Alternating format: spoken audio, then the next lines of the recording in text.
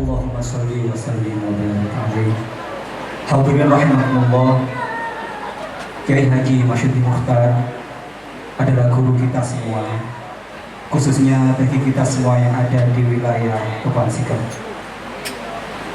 Siang hari ini telah hadir di tengah-tengah kita seorang sahabat beliau yang telah ikut berjuang baik dalam kemasyarakatan ataupun dalam organisasi Jamiah Nahdlatul Ulama. Kisah, sejarah, dan perjuangan Kiai Haji Masyudi Mukhtar akan banyak diceritakan oleh beliau yang terhormat Kiai Haji Wahid Asa. Kepada beliau Kiai Haji Wahid Asa, kami persilahkan untuk menempati panggung ini.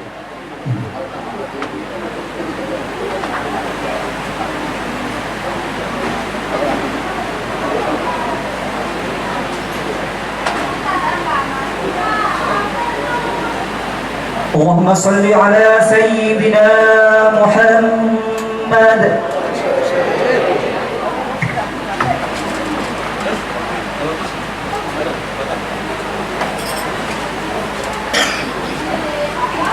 Assalamualaikum warahmatullahi wabarakatuh.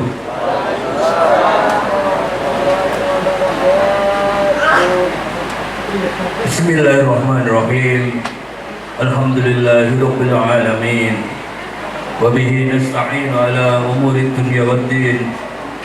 Wassalatu wassalamu ala asyrafil anbiya'i wal mursalin. Sayyidina wa maulana Muhammadin wa ala alihi wa sahbihi ajma'in, amma ba'du.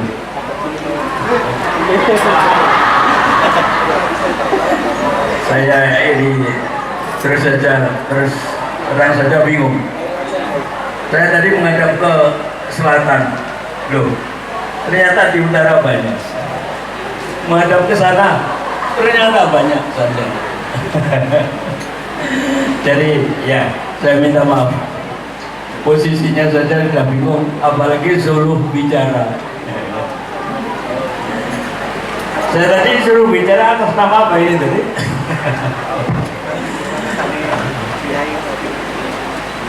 Para kiai, para alim ulama yang saya hormati, wabil khusus hari ini datang juga seorang kiai sepuh, yaitu Bapak Kiai Haji Mas Mansur dari Sidoarjo yang sudah berada di tengah-tengah kita.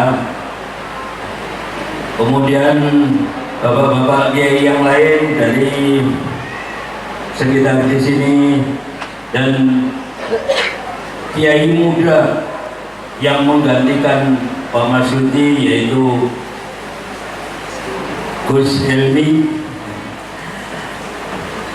Yang saya hormati Nyai Masyudi yang ada, yang sekarang menjadi tuan rumah ini. Wabil khusus Pak Masyudi yang sedang kita peringati ini juga berada di tengah-tengah kita.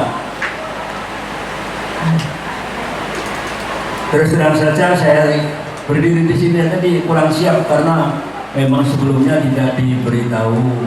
Kalau diberitahu mungkin tadi malam saya tidak tidur, membuat ngarang. Nah, ini hanya karena untuk menunggu kehadiran Hadratul Mukarram Kiai Marzuki Mustamar, saya suruh berdiri di sini. Nah, mengapa saya suruh berdiri di sini? Saya ini salah satu adalah kawan karetnya Pak Masyudi pada waktu di PWNU Jawa Timur. Nah, saya tidak lupa sekali lagi kepada bapak-bapak yang dari pejabat di kecamatan, baik itu dari Koramil maupun dari Polres Polsek yang berada di sini. Ya, saya ini kawan karetnya Pak Budi. Kok ngaku kawan karet? banyak orang yang aku kawan karib karena begini. Pak Marsudi itu memang orang yang sangat baik pergaulannya, sehingga setiap orang yang bertemu dengan Pak Hudi merasa menjadi kawan karibnya. Nah, itu adalah otaknya Pak Marsudi.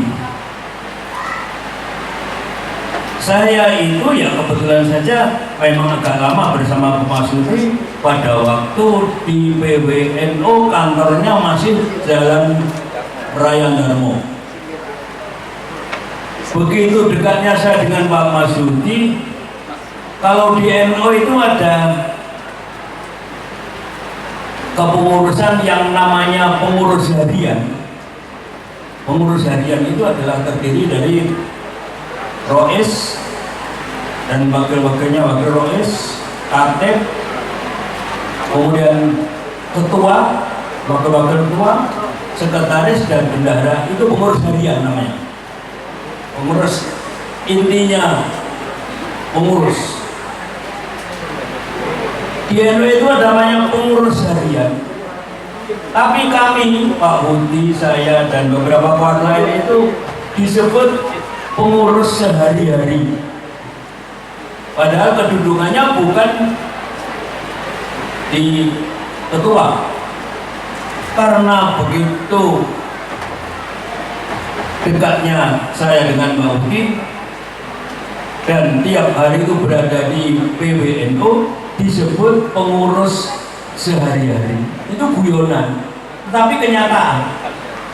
Sehari-hari selalu ketemu Pak Hudi, saya, ada lagi satu lagi Pak Ahmad Sujono. Tadi sekarang tidak hadir di sini karena dia sedang berada di Malang. Tidak ikut hadir di sini. Jadi Pak Hudi selain dekat karena sama-sama jadi pengurus. Waktu dulu saya menjadi pengurus IPNO, PWI penuh, Pak Hudi sudah menjadi salah satu wakil sekretarisnya. Saya wakil ketua. Kemudian dilanjutkan ke PWNO bagian dakwah urusan penerbitan. Dulu begitu, sekarang tidak begitu istilahnya. PWNO bagian dakwah urusan penerbitan. Saya itu menjadi pelaksana, menjadi ketua urusan penerbitan tadi, menerbitkan majalah Aula. Pak Hudi sekretarisnya dengan Pak Fuad, 2 orang. Kemudian pada waktu saya masuk di kepengurusan PWNO, saya wakil ketua, Pak Hudi wakil sekretaris. Tapi Pak Hudi itu lain. Walaupun dia wakil sekretaris, seperti sekretaris, karena aktif dan sangat dengan kawan sangat akrab dan sampai disebut sebagai pengurus sehari-hari. Itu Pak Hudi. Pada waktu beliau menjadi sekretaris, saya tetap di wakil ketua PWNO, tapi Pak Hudi itu fungsinya seperti ketua. Karena apa? Sehari-hari yang ada tamu, ada pengurus-pengurus lain yang datang, yang mengolah pekerjaan sehari-hari dari tugas pengurus itu adalah Pak Hudi. Jadi seperti ketua. Ini tadi adalah kelanjutan dari julukan pengurus sehari-hari tadi. Pada waktu rapat, terutama rapat lengkap dan rapat pleno. Kalau rapat itu di NU itu, ini yang pengurus ranting, pengurus MBC bisa ngasih tahu istilah ini. Rapat itu ada 3 di dalam NU itu. Rapat harian, rapat lengkap, dan rapat pleno.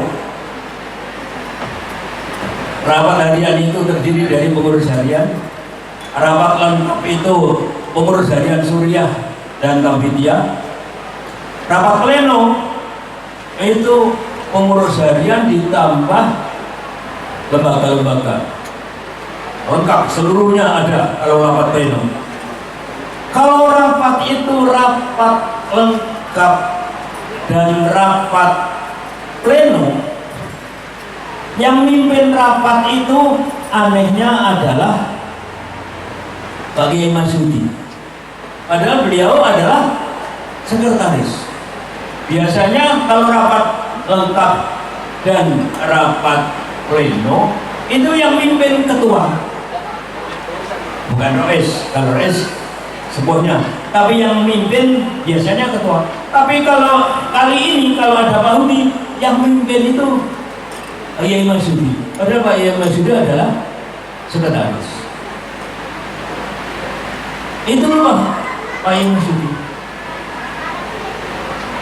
Kemudian begitu rupa akrabnya Pak Kiai Marsudi itu dengan teman-temannya, seperti kalau ketemu itu mesti bahasa Jawanya itu, bahasa Jawa itu mesti gojekan. Gojekan, kalau gojek sekarang kan penyewaan motor itu, gojek. Gojekan itu guyonan.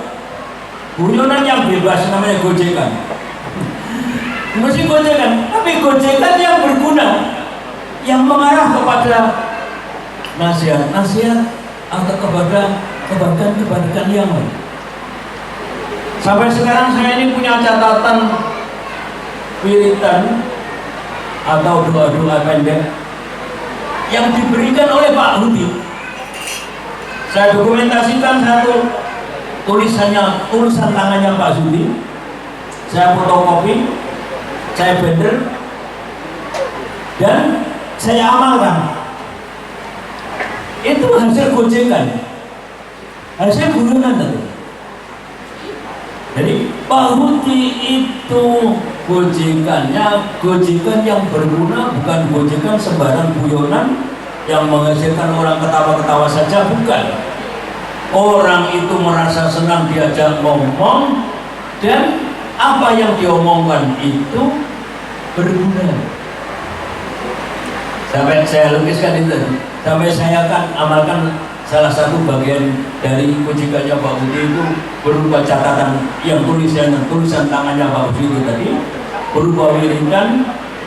Wiridan itu adalah nama-nama atau sebutan-sebutan atau menyebut kalimat-kalimat thayyibah untuk gunanya ini, gunanya itu. Tulisannya Pak Hudi sendiri saya fotokopi sampai bender, dan sebagian dari dan hampir semuanya karena mudah mengamalkannya masih saya amalkan sampai sekarang. Itulah mengapa saya itu sudah berdiri sini, antara lain itu. Begitu rupa Pak Hudi itu baiknya dengan teman-temannya, sampai ketika kita sudah tidak menjadi pengurus, saya lebih dulu keluar dari kepengurusan tahun 2013. Saya sudah tidak di PWNU dan juga sudah tidak memegang majalah Aula. Pak Hudi masih menjadi awan. Jadi Pak, mula-mula wakil katib, bukan awan, wakil katib. Pak Hudi masih wakil katib. Jadi Pak Hudi itu dari Ibnu sampai jabatan di NU, katib itu adalah mestinya jabatannya orang-orang tua. Karena katib itu sekretarisnya Suriah, ketuanya namanya Rois, sekretarisnya namanya katib. Nah, disitulah maka kalau kita pada saat ini hadir dalam haul keempat dari bapaknya Pak Udi, itu yang paling inti sesungguhnya nomor satu kita mendoakan Pak Udi, yang kedua kita ambil contoh dari perilaku Pak Udi yang baik tadi. Jadi walaupun beliau itu sesungguhnya makomnya itu makom kiai, Katib itu bukan makom kiai sesungguhnya, Katib itu makom kiai, tapi beliau seperti kawan pada waktu dia masih di kepengurusan Ikatan Pelajar Nahdlatul Ulama. Itulah orang yang bisa seperti Pak Udi itu tidak banyak. Kalau saya ambil contoh besar Pak Udi itu, watak-wataknya itu seperti, mungkin di sini juga banyak yang mengenal pribadi, kalau secara umum mesti mengenal, yaitu Al-Mukarram Kiai Haji Abdurrahman Wahid Gus Dur. Gus Dur itu orang besar yang semua orang yang belum pernah kenal, itu orang sangat besar. Tapi kalau kita ketemu Gus Dur itu orangnya akrab sekali dengan siapa saja. Ketemu satu orang yang belum pernah ketemu satu kali, Gus Dur itu hafal namanya, dan ketika ketemu lagi beliau menyebut namanya. Dengan saya itu apa kalau dibanding dengan Gus Dur? Gus Dur waktu itu sekretaris Pondok Tebu sebelum ke Jakarta. Saya pernah mengundang beliau dalam kapasitas saya sebagai wakil ketua koordinator cabang Jawa Timur PMII. Saya menjemput beliau di terminal Joyoboyo. Waktu itu terminalnya masih di Joyoboyo, terminal bis luar kota, dalam kota di situ letaknya, belum di sini, di Joyoboyo. Saya menjemput Gus Dur di situ, memperkenalkan nama saya Abdul Wahid, dan saya menjemput itu bukan membawa mobil untuk dibawa ke tempat ceramah, enggak. Saya jemput untuk pindah bis kota jurusan Perak, karena nanti turun di Kaliasih, sekarang di tempat itu toko Gramedia di situ. Dulu itu kantor koordinator cabang PMI, Pergerakan Mahasiswa Islam Indonesia. Begitu lupa Gus Dur itu seorang besar, dijemput untuk naik bis kota, beliau itu masih ujikan dengan saya yang belum pernah kenal, baru kenal, mengatakan mestinya zaman tidak usah jemput saya kan bisa naik bis kota ke sana, zaman kan sibuk sebagai panitia mengerjakan pekerjaan panitia. Di kemudian hari, setiap saya ketemu dengan Gus Dur itu sudah menyebut nama saya, Pak Wahid, langsung begitu, hafal dengan nama saya, dan tidak merasa bahwa saya ini jauh dengan dia dari segi posisi ilmu maupun segala-galanya. Pak Udi itu semacam itu, orangnya akrab seperti Gus Dur, walaupun orang besar. Saya tidak ketemu Gus Dur dan tidak menemui beliau, itu hanya tahu diri saja pada waktu beliau jadi presiden. Bukan karena Gus Dur tidak mau dengan saya, tapi karena saya tahu diri, anak putih sehari saja ketemu presiden. Begitu, saya tidak mau. Pak Udi itu semacam itu, orangnya karib, akrab dengan siapa saja. Saya menganggap diri saya itu akrab dengan Mas Udi karena Pak Udi itu orangnya begitu itu, dengan kawan-kawannya dekat. Contohnya lagi ya, dengan saya itu, pada waktu istri saya meninggal dunia, beliau berpikir dengan sangat bagaimana saya bisa memperoleh istri lagi. Bayangkan, supaya tidak kehilangan istri terus, betul-betul dicarikan sampai saya diajak ketemu, diajak ngomong untuk bisa kawin dengan orang yang dicarikan oleh Pak Budi itu begitu rupa memikirkan kawan. Dan saya yakin yang dipikirkan semacam itu bukan hanya saya, orang-orang lain yang merasa jadi kawannya juga dipikirkan oleh Pak Budi semacam itu, sampai masalah-masalah pribadi semacam itu. Jadi kalau begini ya, ternyata Pak Budi kan kalau dihitung orang-orang tua umurnya tidak panjang. Umur berapa waktu wafat Pak Budi?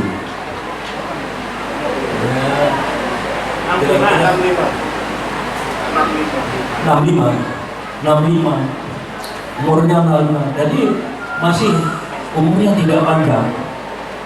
Saya kemarin, tetangga saya itu meninggal umur 42, Pak Budi 65, sudah lumayan. Umur saya sekarang sudah 74 atau 75, atau karena saya itu lahir tidak ada administrasinya, pokoknya lahir begitu saja. Kalau saya tanya ibu saya, lahir saya itu kapan? Oh, cuma kliwon. Bukan tanggal, tidak ada tanggal waktu itu. Nah, lalu saya kira-kirakan ijazah madrasah yang tidak ya saya itu kelahiran tahun 49, tapi ijazah SR saya, SR itu sekolah rakyat, sekarang namanya SD. SR saya itu tahun 50. Jadi umurnya sekarang kalau dihitung tahun 50 yang gampang, umur saya sekarang sudah 74. Umur 74. Jadi dengan Pak Budi 65 wafat, saya 74 belum meninggal. Nah, yang saya ceritakan tetangga saya tadi umur 42 sudah meninggal. Apa yang ingin saya ceritakan? Orang itu meninggal sesungguhnya bentuk dari rahmat Allah, bentuk dari kasih sayang Allah.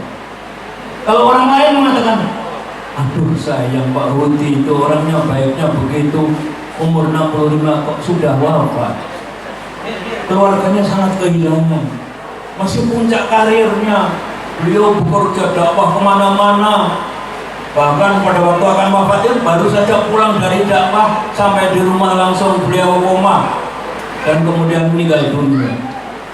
Masih muda dan masih puncak karir kok meninggal dunia. Kalau keluarganya begitu, karena keluarganya itu kan manusia. Kita yang ditinggalkan juga merasa sangat kehilangan orang yang mencintai Pak Budi. Pak Budi sudah meninggal dunia. Itu saya kemukakan kepada tetangga saya yang meninggal dunia baru, sekarang masih belum 7 hari, umurnya 42 tahun. Padahal dia puncak karir, dia kerja di Samsat organnya polisi lalu lintas itu Ban, masih puncak karirnya, kok meninggal. Di situ saya kemukakan, saya teringat ceritanya Nabi Musa di surat Kahfi. Ada di surat Kahfi itu ceritanya Nabi Musa ketika oleh Allah diminta menemui Nabi Khidir untuk diajari. Jadi Nabi Musa sebagai muridnya Nabi Khidir waktu itu diperintahkan Allah menemui Nabi Khidir di surat Kahfi.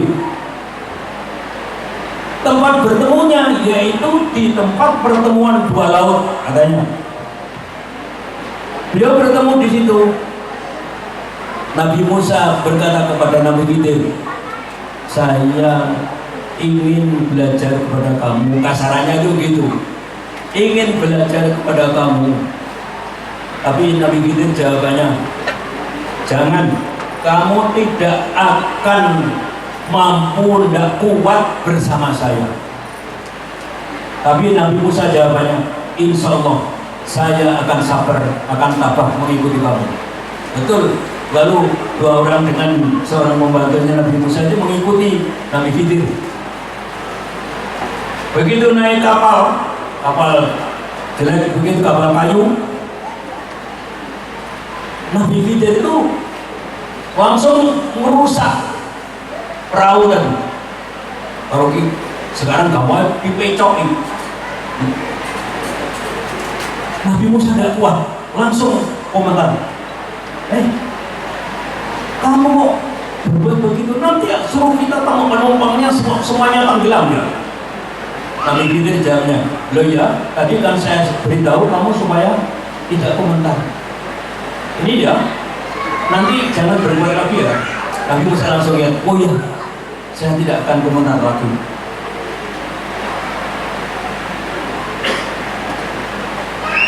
Kemudian berjalan lagi dua orang, ketemu anak-anak main-main, anak kecil-kecil yang biasa main-main rame-rame. Nabi Khidir, salah seorang anak laki-laki yang sedang lucu-lucunya main-main dengan kawan-kawan, oleh Nabi Khidir ditempeleng, mati langsung. Nabi Musa langsung komentar. Kalau kita melihat begitu juga pasti protes. Nabi Musa langsung marah.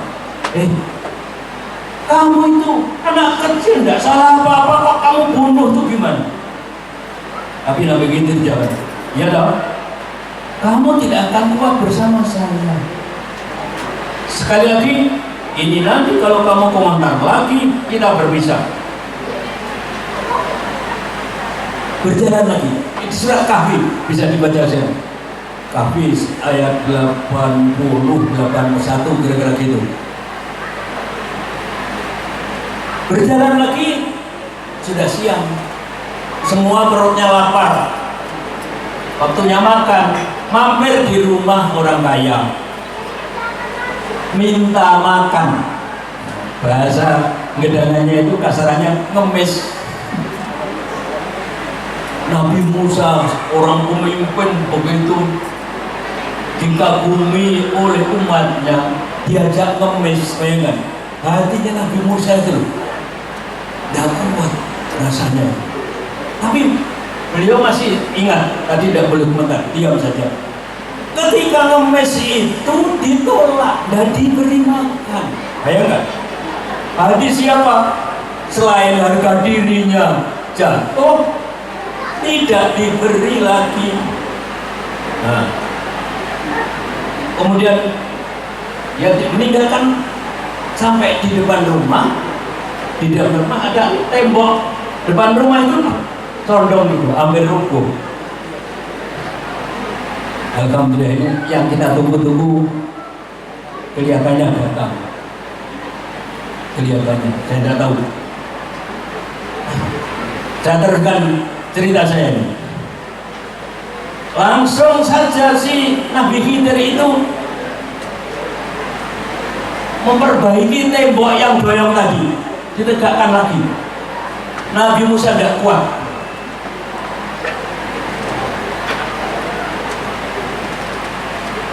Subhanallah, Kiai ini janji tersung. Tadi sudah bersama-sama saya di rumah.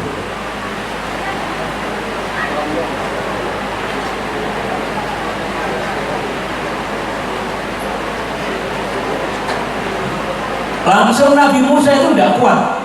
Komentarnya bagaimana? Minta makan dan diberi, sekarang kamu kerja bakti biar diberi makan ya, kata Nabi Musa. Langsung saja Nabi Khidir mengatakan, ya kalau begitu ini adalah terakhir, kita akan berpisah. Tetapi saya akan ceritakan mengapa saya tadi merusak perahu, mengapa saya tadi nempeleng anak kecil, mengapa terakhir kali saya memperbaiki tembok setelah ngemis tidak diberikan. Ini tadi kan ceritanya itu orang umur 65 kok meninggal, tetangga saya umur 42 kok meninggal, orang yang dalam puncak karir kok meninggal. Dari situ yang saya teruskan, yang cerita kedua, anak kecil tadi terpeleng. Anak kecil, anak sedang lucu-lucunya, orang tuanya sedang sayang-sayangnya, kok dibunuh.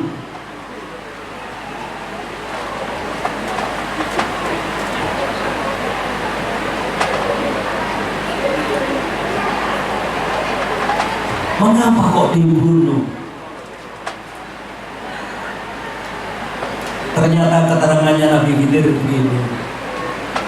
Anak tadi, anak tunggal dari suami istri yang imannya baik. Kira-kira kalau sekarang itu bapak ibunya itu kiai dan nyai. Anak ini sedang lucu-lucunya, tetapi yang akan datang kalau anak ini menjadi besar, anak ini nakal, yang bisa menyebabkan orang tuanya terpengaruh dan menjadi berperilaku tidak seperti kiai, tidak soleh lagi. Saya memang diutus oleh Allah untuk berbuat begitu supaya nanti setelah ini lahir anaknya lagi yang lebih baik. Kira-kira begitu. Jadi kalau begitu, orang mati itu, anak kecil tadi kan belum punya dosa, demi kebaikan orang tuanya dan demi kebaikan orang-orang lain yang hidup, juga kebaikan yang meninggal dunia. Itu adalah bentuk kasih sayang Allah. Jadi Pak Uti meninggal umur 65 itu bukan salah siapa-siapa, bentuk kasih sayang Allah. Umpamanya kalau dicari-cari itu bisa anaknya ini supaya segera jadi kiai, umpamanya gitu. Pak Uti puncak karirnya sedang pahalanya sedang banyak-banyaknya, sehingga dia menghadap Allah dengan sangu yang cukup. Umpamanya begitu. Jadi kita hendaknya berhusnudzon. Pak Hudi menjadi contoh kita pada puncak karirnya, beliau wafat. Ingin ambil contoh apa yang terjadi pada zaman Nabi Khidir, bertemu Nabi Khidir dan Nabi Musa tadi. Kira-kira begitu. Dan ini saya sangat bersyukur sampai di sini ternyata ya kita datang. Setelah ini nanti akan diisi oleh beliau. Saya ngomong sebisanya, saya ngomong. Kalau ada yang kalau ada kekurangannya, saya mohon maaf yang sebesar-besarnya. Betapapun apa yang semoga mudah-mudahan berguna dan bermanfaat. Wallahul muwaffiq ila aqwamit thoriq. Wassalamualaikum warahmatullahi wabarakatuh.